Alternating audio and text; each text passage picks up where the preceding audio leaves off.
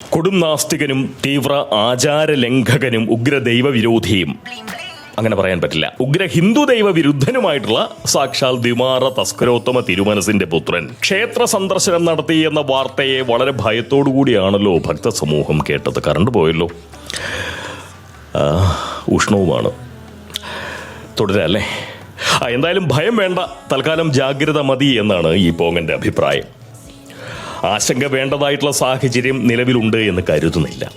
കമ്മ്യൂണിസ്റ്റുകാരും ഹരിത മതേതരരായിട്ടുള്ള ഹൈന്ദവരും തീവ്ര സമാധാനവാദികളായിട്ടുള്ള സുഡുക്കളും സ്വന്തം സ്വർഗം വിഗ്രഹാരാധകരായിട്ടുള്ള അപരിഷ്കൃതർക്കു കൂടി അനുഭവിക്കാനുള്ളതാണെന്ന തരം ത്യാഗബുദ്ധിയോടെ ബഹുദൈവ വിശ്വാസികളെ പിടിച്ച് കുഞ്ഞാടുകളാക്കാൻ നടക്കുന്ന ഇടയദാസന്മാരും പ്രബുദ്ധ മലയാളികളുമൊക്കെയായി ദീർഘകാലം ഇടപഴകി ജീവിച്ചത് തീർച്ചയായും ഭഗവാൻ അനുഗ്രഹമായിട്ടുണ്ടാവണം.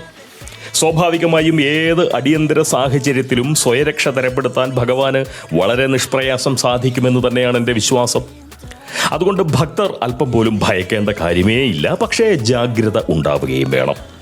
കാരണം ലക്ഷണമൊത്ത ഒരു വൈരുദ്ധ്യാത്മക ഭൗതികവാദിയുടെ ലിംഗവേലയിൽ നിന്നും പിറവി കൊള്ളുന്ന ഒരുവനിൽ ജന്മസ്വഭാവമായി എന്തായാലും ഭക്തി കാണാൻ ന്യായമില്ല. അങ്ങനെ വന്നാൽ അതൊരുമാതിരി തന്തയില്ലാത്തരമായി പോകും, അല്ലെങ്കിൽ ജനുസു ഗുണത്തിന്റെ കുറവായി ഗണിക്കേണ്ടി വരും.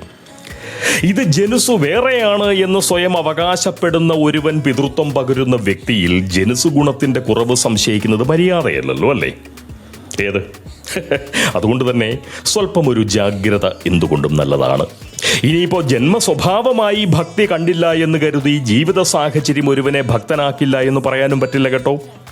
രോഗം വന്നാൽ ഡോക്ടറെ കാണുന്നതും അന്യായം അനുഭവിച്ചാൽ അഭിഭാഷകനെ അന്വേഷിക്കുന്നതും പോലുള്ള ഒരു നാട്ടുനടപ്പാണല്ലോ അത്യാവശ്യം വന്നാൽ ദൈവത്തെ സന്ദർശിക്കുന്നതും, അല്ലേ? കാര്യം അച്ഛനും അളിയനുമൊക്കെ നാടു ഭരിക്കുന്ന വേന്ദ്രന്മാരാണെങ്കിലും അവർ കൂട്ടിയാൽ കൂടാത്ത കാര്യങ്ങളും ഒരാളുടെ ജീവിതത്തിൽ വരാമല്ലോ.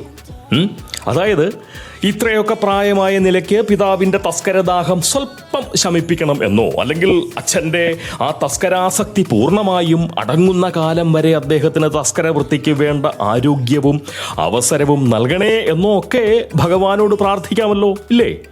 ഇനി അതല്ല, സ്വന്തം അളിയൻ പഴയ സിമിക്കാരനും അതുപോലെ ബീവിയും മർദ്ദകനുമൊക്കെ ആയിരുന്നില്ലേ?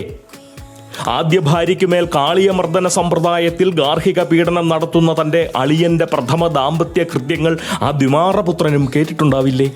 നമുക്കൊക്കെ അറിയാവുന്ന കാര്യം, മാധ്യമങ്ങളിൽ ഉടനീളം ചർച്ച ചെയ്തിട്ടുള്ള കാര്യം, സ്വാഭാവികമായിട്ടും അദ്ദേഹവും അറിഞ്ഞിരിക്കണമല്ലോ. SFIക്കാർ കൂടിയായിട്ടുള്ള ആദ്യ ഭാര്യയെ പിടിച്ച് മതവസ്ത്രത്തിൽ തളച്ച് അവളെ കുനിച്ചു നിർത്തി അളിയൻ ഇടിക്കുമായിരുന്നു. അടിവയറ്റിൽ മുട്ടുകാലു കയറ്റി ദിവസങ്ങളോളം അളിയൻ പ്രഥമ ബീവിയുടെ മൂത്രമൊഴുപ്പ് മുട്ടിക്കുമായിരുന്നു. 50 രൂപയ്ക്ക് നിന്നേക്കാൾ മിടുക്കികളെ പാളയത്തെ വഴിവെക്കിൽ പൂശാൻ കിട്ടുമെന്ന് പറഞ്ഞ് ആദ്യ ഭാര്യയെ അളിയൻ സമുചിതം നിന്ദിക്കുമായിരുന്നു. 50 രൂപയ്ക്ക് കിട്ടുമോ എന്നുള്ള കാര്യം എനിക്ക് സംശയമുണ്ട്. അതെന്തായാലും തുകയിലുള്ള ഏറ്റക്കുറച്ചിലുകൾ നമുക്ക് പൊറുക്കാൻ പറഞ്ഞത് വൃത്തികേടാണ്, അല്ലേ? എങ്ങനെ നോക്കിക്കഴിഞ്ഞാലും സഹോദരീ പുയ്യാപ്ലയായിട്ടുള്ള വാനര നേത്രന്റെ അത്തരം അളിയത്തരങ്ങളൊക്കെ അറിയാവുന്ന ആ സഹോദരൻ എത്ര വലിയ നാസ്തികന്റെ മകനാണെന്ന് പറഞ്ഞാൽ പോലും തൻ്റെ സഹോദരിക്കുമേൽ കാളിയമർദ്ദനം നടത്താനുള്ള ദുർബുദ്ധി ആ പരമാളിയന് നൽകരുതേ എന്ന് വളരെ ആത്മാർത്ഥമായി പ്രാർത്ഥിച്ചു പോവാം, അല്ലേ? സ്വാഭാവികം. അത് സ്വന്തം സഹോദരിയോടുള്ള അയാളുടെ സ്നേഹമാണ്, അല്ലേ? ഒക്കെ പോട്ടെ, AI ക്യാമറ ടെൻഡർ കിട്ടിയതുപോലെ തൻ്റെ ഭാര്യാപിതാവിന് മെയ് 4 ശേഷവും സർക്കാർ ടെൻഡറുകൾ ലഭിക്കാനുള്ള സാഹചര്യം തരപ്പെടുത്തണമേ എന്നും പ്രാർത്ഥിക്കാമല്ലോ, അല്ലേ? കണ്ടമാനം ജലദോഷമുണ്ട്. അങ്ങനെ എന്തെല്ലാം കാര്യങ്ങൾ ആ യുവാവിന് തീർച്ചയായിട്ടും പ്രാർത്ഥിക്കാനുണ്ടാവും. അതുകൊണ്ട് ദ്വിമാറപുത്രന്റെ ക്ഷേത്ര സന്ദർശനം വലിയ ചർച്ചയാക്കേണ്ട കാര്യമേ ഇല്ല. എന്നാൽ ദ്വിമാറപുത്രന്റെ ക്ഷേത്ര സന്ദർശനം വിവാദമായ പശ്ചാത്തലത്തെ മുൻനിർത്തി എനിക്കൊരു കാര്യം പറയാനുണ്ട്. കേരളത്തിലെ കോൺഗ്രസിനും BJPക്കും വളരെ സന്തോഷമാവുന്ന ഒരു സംഗതിയാണ് പോങ്ങനെ പറയാനുള്ളത്. പ്രവചനം നടത്താൻ മാത്രമുള്ള സിദ്ധി നിലവിൽ കൈവശമില്ലാത്തതിനാൽ സംഭവിക്കാൻ പോകുന്ന സംഗതി വെറുമൊരു സാധ്യത മാത്രമായി ഞാനിവിടെ പങ്കിടാം.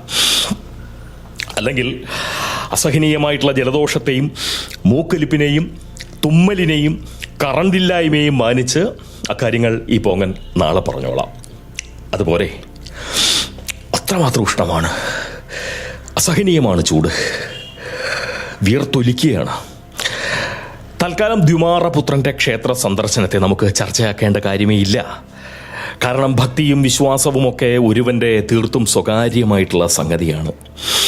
ഇന്നലെ വരെ അവിശ്വാസിയായ ഒരുവൻ ഇന്നു മുതൽ വിശ്വാസിയാവുന്നതോ, ഇന്നുവരെ വിശ്വാസിയായി കഴിഞ്ഞ വ്യക്തി നാളെ മുതൽ നാസ്തികനായി ജീവിക്കുന്നതോ ഒന്നും സമൂഹത്തിൻ്റെ വേവലാതികളിൽ വരേണ്ട സംഗതികളല്ല.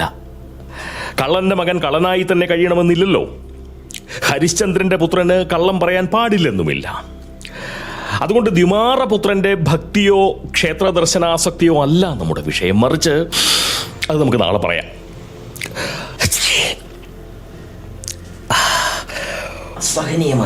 അസഹനീയമായ ചൂടെന്നാണ് പറഞ്ഞത്. അയ്യോ, ആകെയുള്ളത് ഈ ഒരു ലൈറ്റാ. ബാക്കി നാളെ പറയാം. സഹിക്കാൻ പറ്റുന്നില്ല, വിയർത്തൊലിക്കുകയാണ്. വളരെ നല്ല ആവേശത്തിൽ സംസാരിച്ചു വരികയായിരുന്നു. പക്ഷെ എന്ത് ചെയ്യാൻ പറ്റും, ഈ കറണ്ട് ഇല്ലായ്മ നമ്മളിങ്ങനെ വലച്ചുകൊണ്ടിരിക്കുകയല്ലേ. ഉഷ്ണം സഹിക്കാൻ പറ്റുന്നില്ല. സമയം 12:10.